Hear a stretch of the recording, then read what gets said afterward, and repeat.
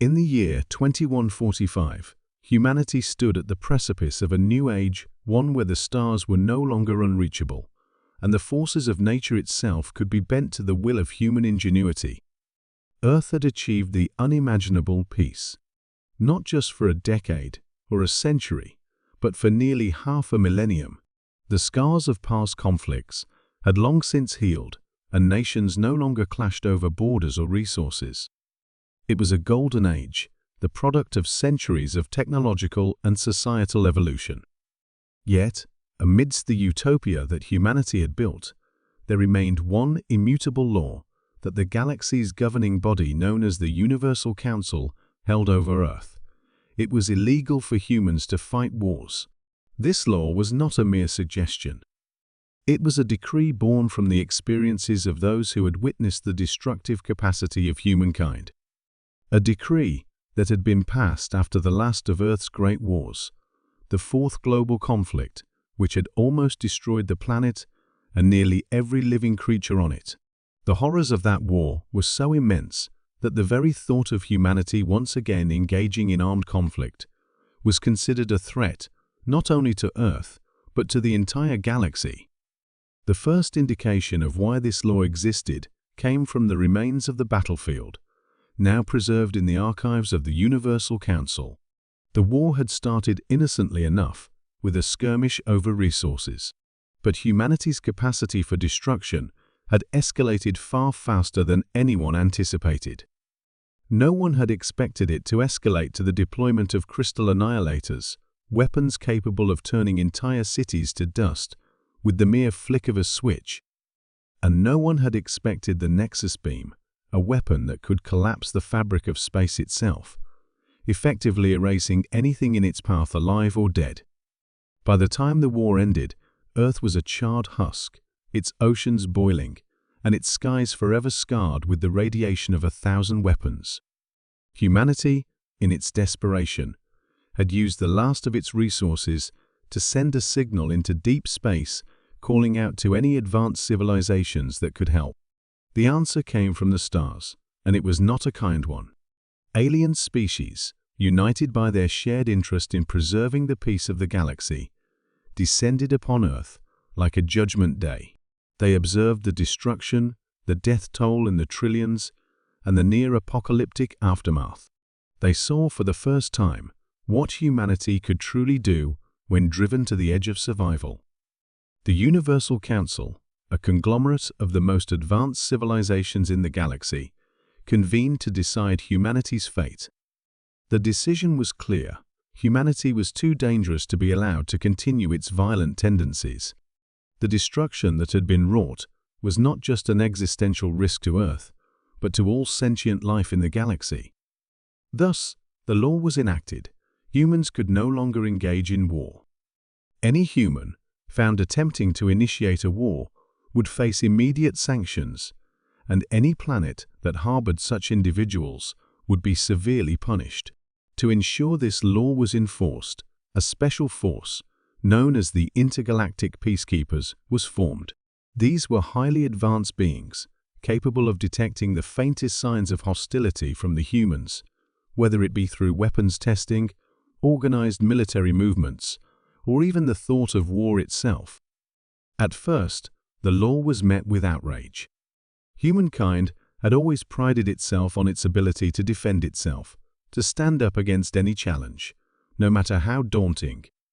But the surviving leaders of Earth knew they had no choice.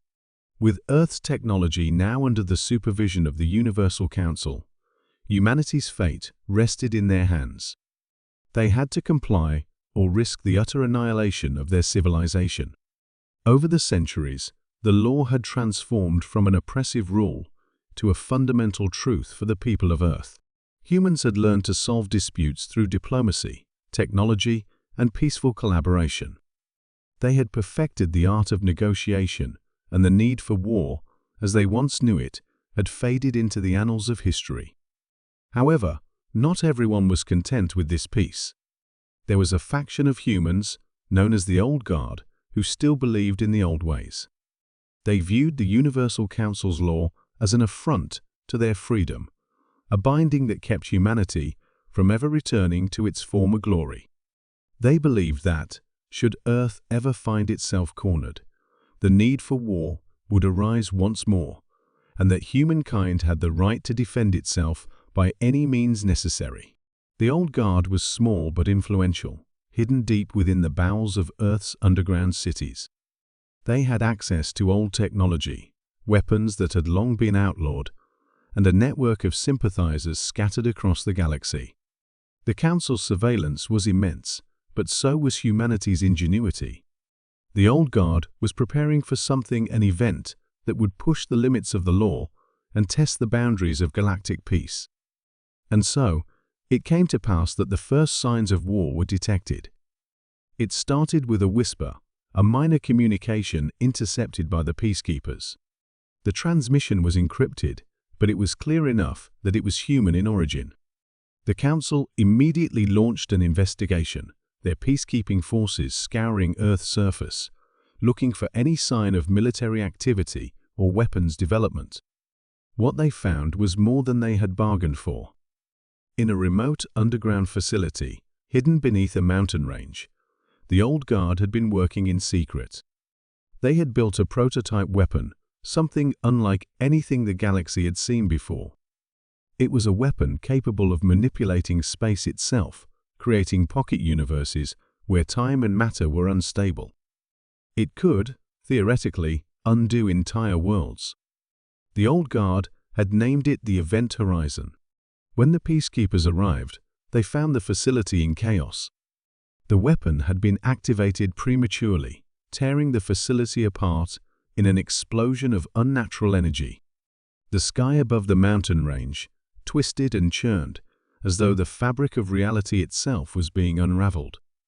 In that moment, Earth's fate once again hung in the balance. The event was a clear breach of the law, an act of aggression so vast that it threatened the stability of the galaxy itself. The Universal Council convened once again, and this time, they were not merciful. The peacekeepers swept in, neutralizing the threat and sealing Earth's borders. Humanity, once on the verge of reclaiming its former destructive glory, had once again proven why it was illegal for them to fight wars. The temptation to wage war, to destroy, was ingrained deep within their nature. It was a dangerous, reckless instinct, one that had nearly cost them everything in the past. As the dust settled, the message was clear. Humanity had to grow beyond the need for conflict. To truly be a part of the galactic community, they would have to embrace peace for the sake of the universe itself. The law was not just a restriction. It was a safeguard, a shield to protect not only humanity, but all sentient life. And for once, humanity understood the gravity of it. It was illegal for humans to fight wars, and for a very good reason.